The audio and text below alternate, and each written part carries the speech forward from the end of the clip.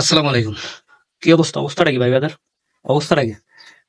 এই 2 দিন আগে আতিফ আসলামের কনসার্ট গেছে। পাকিস্তান একজন জনপ্রিয় শিল্পী, তার জনপ্রিয়তা মানে দেশ বিদেশ এখানে সেখানে ওখানে, সে জনপ্রিয়তা বাংলাদেশও আছে। পাকিস্তানের সাথে আমাদের বর্তমান সম্পর্ক মোটামুটি ভালো। হ্যাঁ, তারা শিপ একটা পাঠাইছে, আরো একটা পাঠাইবে। হ্যাঁ, তারা নাকি পেস পাঠাইছে, আরো কিছু কাঁচামাল পাঠাইছে বা পোশাক পাঠাইছে। কিন্তু সেখান থেকে আবার মনে করেন যে আপনার ভারতীয় মিডিয়া থেকে আপনি শুনতে পারবেন যে হেডা ভরে অস্ত্র পাঠাইছে। ঠিক আছে, এটা পাকিস্তান মিডিয়া থেকে মানে ভারতের থেকে শুনতে পারবেন যে পাকিস্তান হেডা ভরে বাংলাদেশ অস্ত্র পাঠাইছে। এই অস্ত্র দিয়ে কি হবে? যাই হোক, ওদিকে প্রসঙ্গে না যে আতিফ আসলামের কনসার্টে যারা যান নাই, যারা গেছেন তাদেরকে নিয়ে কথা বলবো। দয়া করে ভিডিওটা মনোযোগ দিয়ে দেখবেন এবং কি শুনবেন।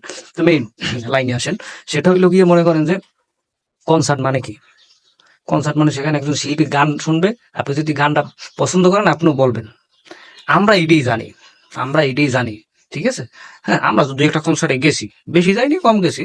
ঠিক আছে, তো এখন বর্তমানে কনসার্টে যারা যায়, সেখানে আপনার মূলত প্রথমত গার্লফ্রেন্ড না নিয়ে যাওয়া সম্ভব না। এখন প্রত্যেকেই এটা একটা ট্রেন্ডিং। হ্যাঁ, যে আপনার মনে করেন যে একটা গার্লফ্রেন্ড নিয়ে যাইতে হইবে।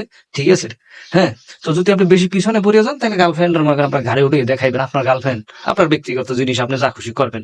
ঠিক আছে, তারপর চুমাচুমির ব্যাপারটা নাই বললাম, এটা তো জানেনি। মানে এটা একটা বর্তমানে ট্রেন্ডিং। কনসার্টে যাইবেন, আপনার গার্লফ্রেন্ড যাবেন, নিয়ে যাবেন বা মেয়ে নিয়ে যাবেন, মেয়ে বন্ধু নিয়ে যাবেন, সেখানে চুমাচুমি এটা হবে, এটা একটা স্বাভাবিক ব্যাপার হয়ে গেছে বর্তমানে। ঠিক আছে, কারণ আমি এই দিকে চিন্তা করি মাঝে মাঝে। ঠিক আছে, হুম, যে এটা কি আসলে কনসার্ট না কনসার্টের নামে মনে করেন যে আপনার ফ্রি মিক্সিং হইতেছে। না, আপনি একটা জিনিস ভাবেন, আপনি কনসার্টে যাইবেন, একটা গান শুনবেন, ভদ্রভাবে গান শুনবেন, ভালো লাগবে। শিল্পী আপনি সরাসরি দেখতেছেন, একজন খ্যাতিমান শিল্পী।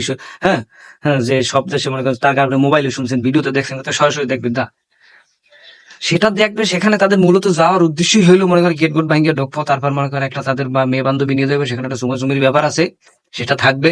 ঠিক আছে, আরো তো অনেক কিছু আছে, এগুলো তো আর ভাষায় প্রকাশ করা সম্ভব না। তো সেগুলো তো থাকবেই।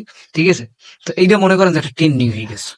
আগে আমরা দেখতাম কি, যখন ছোট ছিলাম ভাই, দেশটা তো আপডেট হয়েছে ধরেন 2010-এর পরে, অ্যান্ড্রয়েড ফোন আইছে 2012-13 দিকে। তার আগে তো দেশ অত আপডেট ছিল, আমরা ছোটবেলা মোটামুটি কাটাইছি। তখন মনে করেন জারি জ্ঞান হয়তো, সেখানে গেলে আপনার মনে করেন যে নিচে বসবেন, গান গাইবো, শুনবেন, ভালো লাগলে একটু মাথা লড়াইবেন। ঠিক আছে, এইটার পুরো ভার্সনটা হলো কনসার্ট। পুরো ভার্সন কোনটা হলো, সেখানে আপনি বসার কোনো চান্স নাই, আপনি দাঁড়াই থাকবেন, লাফাইবেন। ঠিক আছে, এইটা এইটা মনে করেন যারা যান নাই তারা কিন্তু ভাই না, ওখানে আপনি গেলে দেখতে পারবেন যে অবস্থাটা কি। জি, লাইভে সরাসরি অনেক কিছু দেখতে পারবেন। ঠিক আছে, অনেক কিছু দেখতে পারবেন। ঠিক আছে, হায় রে, জীবনটা তেনাতান হয়ে যাবে। আপনি যদি সিঙ্গেল যান তাহলে আপনার জীবন তেনাতান হয়ে যাবে। আপনি এটা কোথায় আসলাম, এটা আমি কোথায় আসলাম। এখন বর্তমান ভাই বিশ্বাস করেন, কনসার্টের নামে যে জিনিসগুলো হইতেছে সব একবারে মনে করেন যে বলার মতো ভাষা নাই। ঠিক আছে, এই অবস্থা কনসার্টের। শিল্পীর দোষ নয়, এখানে আপনি শিল্পীর দোষ দিতে পারবেন না, এটা পাবলিকরাই করে, যারা যায় তারাই করে। ঠিক আছে, হ্যাঁ, তো এইবার আসেন যারা কনসার্টে যায় না। জি, যায় না আমার মতো অভাগা, যাদের গার্লফ্রেন্ড নাই, মেয়ে বন্ধুও নাই। ঠিক আছে, একজনকে যে নিয়ে যাবে যায় না, একলা যায় না। কিসের জন্য? একলা গেলে তো কোনো মজা নেই। এক কোনায় দাঁড়াই মনে করেন যে গান শুনে হয়তো সামনে যাইতেও পারি, নাও যাইতে পারি, চান্স নাই। একলা একলা ঘোরা, হ্যাঁ, এই জন্য যায় না। যারা যান নাই তারা 100% পিওর, যাওয়ার দরকার নাই। এরকম বর্তমানে এই কনসার্টে ভাই আপনি যাইয়েন না। পাপ জীবনে সবাই করে, আপনিও করেন, আমিও করতেছি। আল্লাহর কাছে ক্ষমা চাম, আল্লাহ ক্ষমা করে দেবে। কিন্তু ভাই ওইটা জান না, এই জন্য আপনার মনে করেন যে কিছুটা পাপ কম হয়েছে।